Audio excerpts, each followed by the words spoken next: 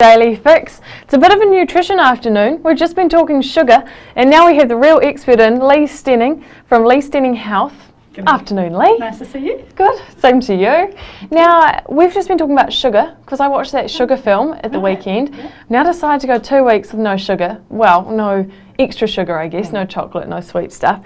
And you wanted to talk about fizzy drinks. Well, only for a bit, because we've heard a lot about fizzy drinks Yeah, lately, yeah. but I think we do need to and talk milk about and all sorts. Yeah. So that's going to be a cool afternoon. Okay.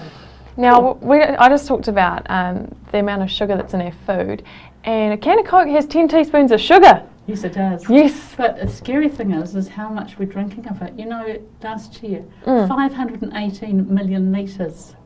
518 million litres of carbonated drinks were drunk in New Zealand. In New Zealand? In New Zealand, it's 112 litres per person. No. Did you drink that many? No. And so if I didn't drink that many, Somebody that probably means someone else drank a bit of mine. And mine too. Man. So the scary part about that is that it's not only the additives and the sugar and all those things we're hearing about. Yeah. Of course, a lot of those drinks now have got caffeine, and you know, if you add in all the drinks, all the smart drinks and all those drinks.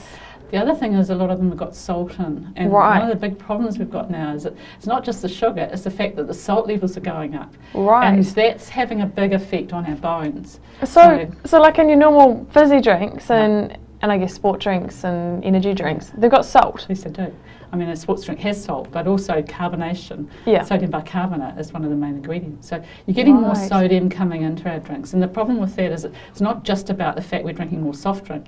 It's the fact that we're not drinking really as much milk as we need. Okay. And so I think it's going to catch up with us in a few years, because we've not only got this problem that bones going to get thinner because salt makes your bones thinner, but we're not putting back the calcium that we need to build our bodies. It's a double whammy. Indeed, and also milk's really full of protein and B group vitamins, so they help growing children. And also you and I, as we get older, one of the big problems is our bone density starts declining anyway.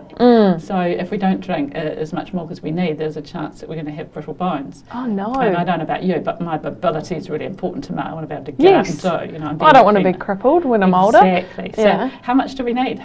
Well, 600 mils a day. 3 cups. Would you drink that?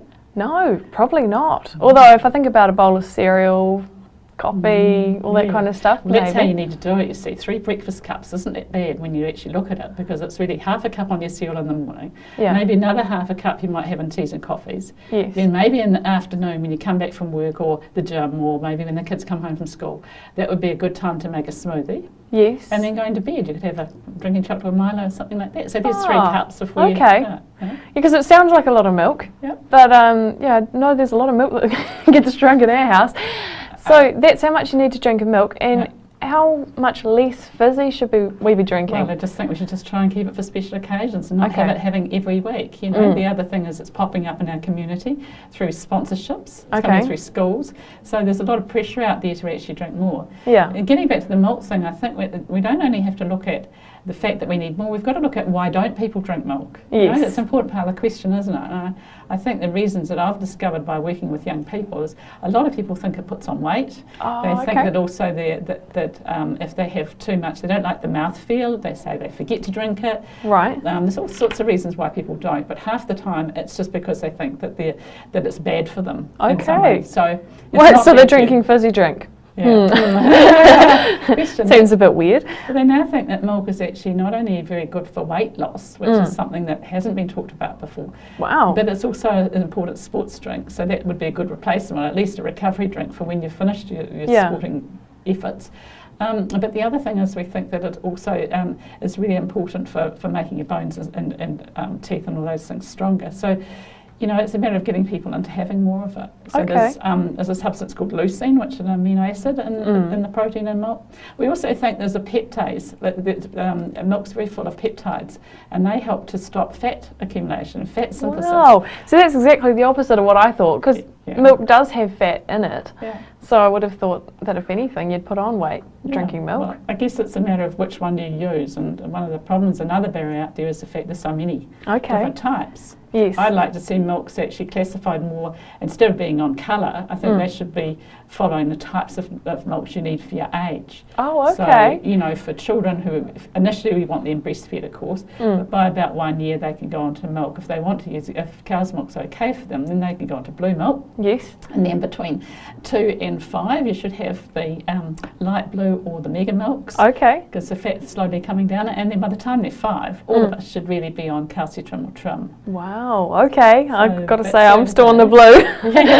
Okay, so it's not just about the fat reason for having it. It's the fact that the calcium and the trim have had the fat taken out, and calcium and protein put it back in.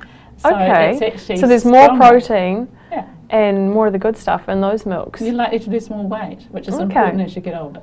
Right. Okay, that's interesting. Now, I think another barrier perhaps for people who don't buy milk, you know, like the kids that have Coke on their Wheat Bix or something, it's the cost. Oh, absolutely.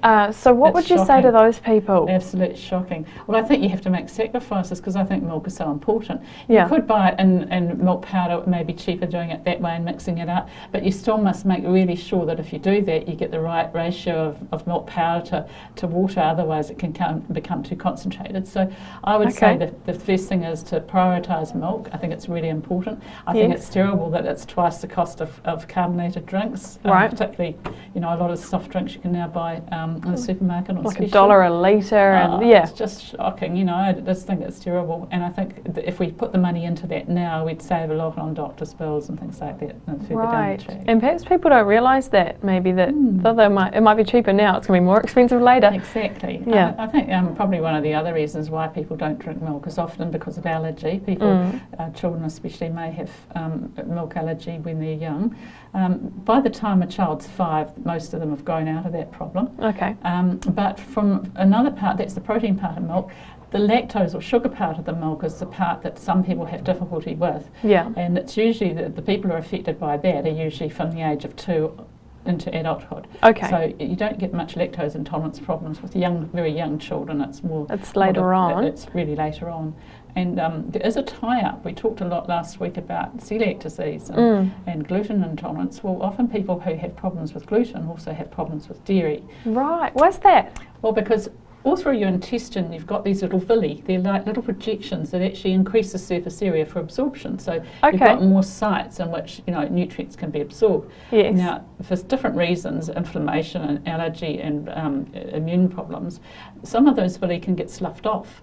Okay, so you just can't digest? Yeah, well, your food goes through more quickly for one thing. It's not slowed down by the villi, but also as it rushes through, you don't get as much nutrients being absorbed, and so therefore you get weight loss and you get loss of these key nutrients. But the other thing is as that food moves through more quickly, it draws a lot of fluid with it. And that's why one of the symptoms of lactose intolerance is watery diarrhea and bloating and all those sorts of things. So the best thing to do is to, first of all, if you've got celiac disease, get off of gluten, because that helps those villi to regrow. And those villi also release lactase enzymes which break the sugars down. So that's an important thing. And once you get onto that sort of regime, then it's much easier to tolerate, and often that's enough to stop the whole thing. Oh, wow.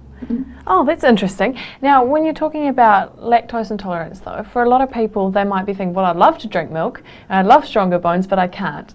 So what is a good alternative, like nut milks and soy milks? Are they good? They're all out there, but also now the dairy people have gone and made a it's called zero lactose, so it is a dairy milk, but they've added in the lactase enzymes to help to break down that lactose sugar. Oh, wow. And so that means that you could drink cow's milk even if you were technically dairy free. Exactly.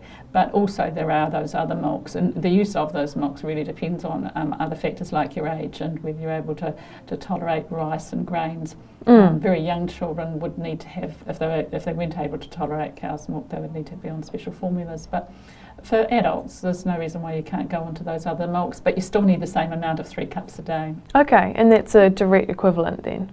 Well, almost. I mean, the thing is that those milks that we're talking about have got higher protein. The calcium and protein is higher in dairy products than it is in the soy and rice milk. So you just have to make sure that if you're buying those milks, you buy those that have had calcium added.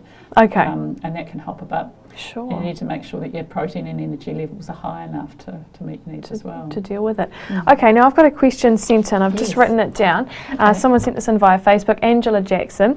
She says, what would you advise for a 7-year-old with abdominal cramps and vomiting episodes from suspected abdominal migraine? So thanks, Angela. Thanks for sending that in. And hopefully you'll be able to answer that the for symptoms her. of that child at 7 years of age, a lot of those symptoms are very similar to the things we've talked about so far. Gluten-free, dairy-free issues may be there that need to be looked at. Also, a lot of irritable bowel syndrome issues are coming through. Now we're seeing symptoms of the bloating. They're very similar symptoms. You know the difference between constipation, diarrhea, abdominal pain. So I think first of all it's really important to go to your doctor and have it checked out. Make sure that you've eliminated whether it's celiac disease or whether it's a lactose intolerance. Yes. Once you've sorted that out, you need to look at other issues, like particularly the diet that the child's on, because we know that with irritable bowel, the symptoms can come and go if it is that.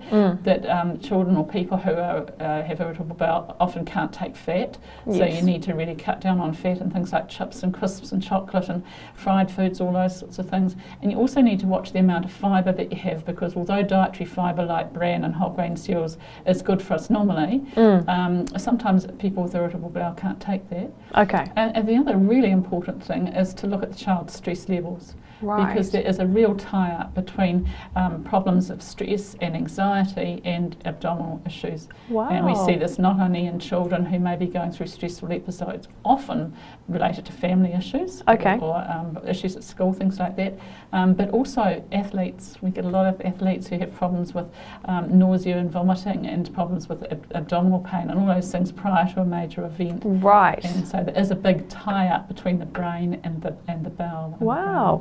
Is that the same for the quakes then? There's a lot of quake stress around. Absolutely, yeah. I think everybody needs time to chill out, you know, we need to take time to relax, and maybe that parent does need to look at the child's relaxation and see how much effort's going into creativity and developing hobbies and having time out away from TV screens and computers and actually developing a talent. I mean, I'm just throwing this in. Obviously, that child's got a lot of dietary issues to think through, but you know, I think we all need to have time out to develop our creative side. Yes. And I think these days we're so busy doing. People are very busy these days. But they just forget. They forget that's a really important part of being relaxed. It's an important part of having good bowel and gut health as well. That's interesting. I never would have thought of that. So, are you having a lot of people come through and chat to you about their issues and it's stress related? Oh, for sure. I mean, I think the important thing about dietitians' work is it's never just looking at the diet, it's looking at the whole person. And that's why last week we were talking about how important it is to look at health in general and what makes you healthy. It's about having fun and leisure activities, but also having time out to be special. We are special, every one of us, there's only one of us. Yeah. So I think we need to get our children to go back and find the things that they are very good at and help to foster their talents and help them to realise that, you know, otherwise often what can happen, particularly with sick children, and is that they become labelled by the sickness of what it is. You know? Yeah, that's not good. She's, you know, and in many cases it's because they've got major disease states that they can't help. But you don't want a child to be identified in life because they had a major disorder or a major disease or a stomach problem or any of those things. You want them to be known for the fact that they are precious in your family and they were your little soldier doing something in the house that you couldn't do. And you know, get them to identify their personality and things. So their personality isn't just being a whinging child who's always got sore tummies and, you know. You know. So that might be a bad cycle even. If kids get this reputation as the kid, that kid that's always tricky at birthday parties and they can't eat the right food. It's terribly hard for parents who have got these, you know, children with any eating issues because of these things. It's not fun for the child either. But there are ways around it, and I think, you know, the main one is to first of all do a food record so you get an understanding of some of the situations that cause it, not only the foods but what's going on at the time. Often it's, you know, well-meaning grandparents who have thrown a little bit of this, you know, cookie there or cake there because, you know, not sure. Just trying to spoil them. Well, come on, aren't you being fair? You know, you should be letting them have the fun and the treat. But often those funs and treats can really set off children who have got, you know, particular food allergies. Oh, absolutely. It's a matter of getting a balance, isn't it, in life? Absolutely. Having fun, enjoying what you're doing.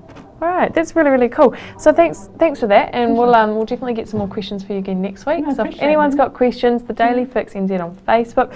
Quick question before you go, Lee. I'm going to throw this at you, and I haven't given you any warning. Our big question of the day is, who is the greatest world leader of all time? Who would spring to your mind? Nelson Mandela. I think everyone sort of thinks of people like that. Nelson Mandela, I think he's pretty special, isn't he? Yeah. Yeah. Okay. I'd say him. That's a good pick. And the Dalai Lama, of course. Yes. There's been some wonderful people out there, Meta and Retros, and there's so many people who have done wonderful works. Who's yours? I don't know. I'd have to agree on Nelson Mandela. It's pretty amazing. I think that's a pretty good one. Yeah, I don't know.